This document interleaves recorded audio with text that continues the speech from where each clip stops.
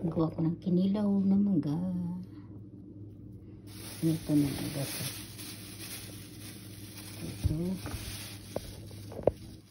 Ito yung balat niya. Sibuyas natin ang kagabi. Yung sa adobo. Itong pepino. Mini seedless cucumber. Yan. Yan na. Gagawa tayo ng sauce para sa kinilaw natin. O, diba? O siya dito kasi para madali paghalo.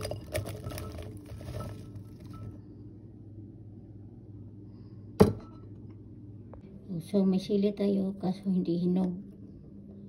So, ito na lang. Sa garden to. Okay pa siya. Mamaya mag-snow daw. Lang at ilagay na natin dito. Okay.